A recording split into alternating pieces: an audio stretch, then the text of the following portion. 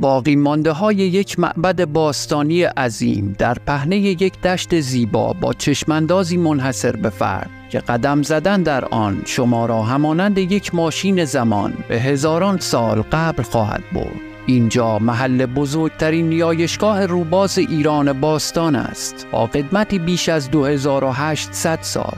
با ما همراه باشید تا سفری به بنای باستانی حیرت انگیزی داشته باشیم که به گفته بسیاری از تاریخدانان الهام بخش ساخت بناهای عظیمی مانند تخت جمشید بوده است.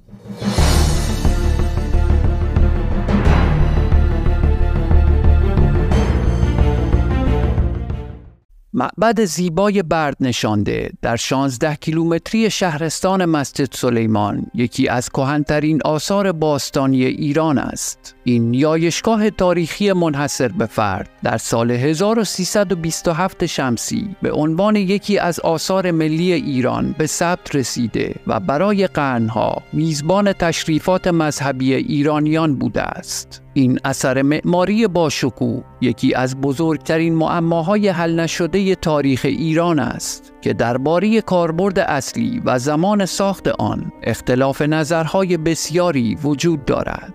درباره چیستی یا ماهیت این بنای تاریخی حدس‌ها و گمانهای بسیار و کاملا متفاوتی از سوی پژوهشگران و کارشناسان حوزه باستانشناسی ابراز شده که نه تنها بر حل معمای این اثر یاری نرسانده بلکه بر پیچیدگی‌های آن افزوده است. بزرگترین نیایشگاه روباز ایران باستان در زمینی با حدود 700 متر طول و 2500 متر عرض و بر بلندای یک تپه مشرف به دشت‌های اطراف آن ساخته شده و با نمایی از کوه‌های اطراف که همچون دیوارهای سنگی بلندی دشت را احاطه کرده اند منظره‌ای بی‌نظیر را تشکیل داده است.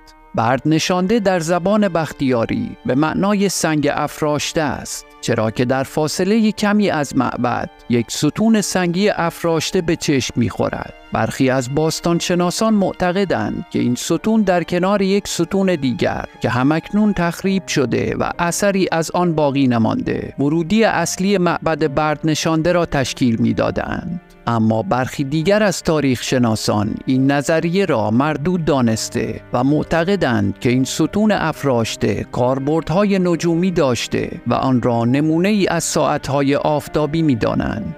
پیریشمن باستانشناس مشهور فرانسوی در نتیجه کاوش‌هایی که در معبد بردنشانده انجام داد به این نتیجه رسید که این معبد در دوره اشکانیان برای پرستش ایزدانی همچون مهر و ناهید مورد استفاده قرار می گرفته. اما کاوش‌های باستانشناسی دیگر حاکی از این بود که بنای اصلی معبد بردنشانده در اوایل دوران هخامنشیان ساخته شده. مجسمه هرکول یا خدای قهرمان با ارتفاع بیش از 2 متر در حالی که شیر نعمه را خفه می کند یکی از مهمترین اشیاء باستانی بود که در نزدیکی این معبد از دل خاک بیرون آورده شد و همکنون در موزه شوش قرار گرفته است. کشف این مجسمه باعث شد که عده‌ای از باستانشناسان این بنا را به دوره سلوکی نسبت دهند و آن را معبدی برای پرستش هرکول ایزد یونانی تلقی کنند. به جز مجسمه هرکول، انواع ظروف سفالی، سکه‌ها و مجسمه‌های دیگری در نتیجه حفاری در معبد بردنشانده کشف شده که در موزه‌های داخل و خارج از کشور نگهداری می‌شوند. معبد بردنشانده هیچ گونه حصار و دیواری نداشته و از چندین بخش مجزا تشکیل شده. بقایای یک کاخ مجلل که احتمالاً محل اقامت رئیس نیایشگاه و یا افراد مذهبی و اداره کنندگان معبد بوده، یک تختگاه مقدس که در انتهای سرشته پلکانی سنگی قرار گرفته و همچنین بقایای ساختمان‌هایی با کاربرد نامشخص که در سطوح پایین‌تر از تختگاه مقدس قرار گرفتند. در محوطه اصلی بقایای 2 نوع سنگ فرش به چشم می‌خورد که به ساختمان‌های معبد ختم می‌شود و به نظر می‌رسد که مسیر سنگ فرش باریک‌تر محل رفت و آمد عابران پیاده و سنگ فرش عریض‌تر برای تردد کالسکه‌ها ساخته شده بود. اما یکی از جالبترین موارد درباره معبد بردنشانده سبک معماری منحصر به فردی است که برای ساختن آن به کار رفته است. این بنای باستانی شگفت‌انگیز بدون استفاده از هیچ گونه ملاتی و تنها با قرار دادن تکه سنگ‌های تراش خورده بر روی یکدیگر ساخته شده بود و از لحاظ سبک معماری یکی از منحصر به فردترین آثار باستانی ایران است. اما از میان تاریخدانان بسیاری که درباره معبد بردنشانده اظهار نظر کردند، دیدگاه‌های لویی واندربرگ و کلاوس شیبمن از همه جالبتر به نظر می‌رسد. آنها بردنشانده را یکی از معابد ایلیمایی‌ها دانستند.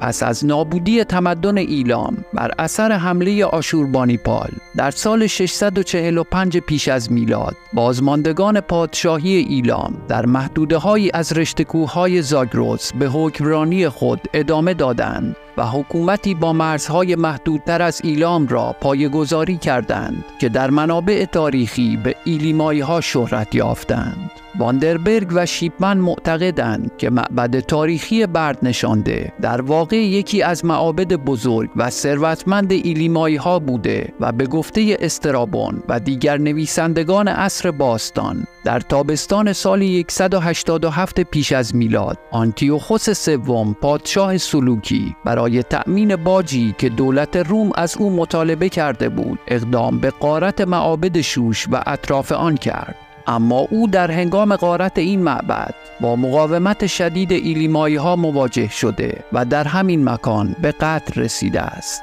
نظریات مختلف باستانشناسان درباره معبد بردنشانده و عدم وجود تحقیقات باستانشناسی درخور در این مکان باعث شده که بسیاری از راز و رمزهای نهفته در این مکان باستانی کم نظیر تا به امروز کشف نشده باقی بمانند. اما مشخصاً معبد بردنشانده یکی از کهن‌ترین آثار باستانی ایران است که در دوره‌های مختلف تاریخی کاربردهای گوناگونی داشته و در ساختمان آن در طی هزاران سال دگرگونی‌های بسیاری صورت گرفته است. با این حال این بنای باستانی شکوهمند هنوز هم ساختار کلی خود را حفظ کرده و با آغوشی باز پذیرای بازدید کنندگان و علاقمندان به تاریخ ایران کهن است. همراهان گرامی، از اینکه تا انتهای این ویدیو با ما همراه بودید از شما سپاسگزاریم.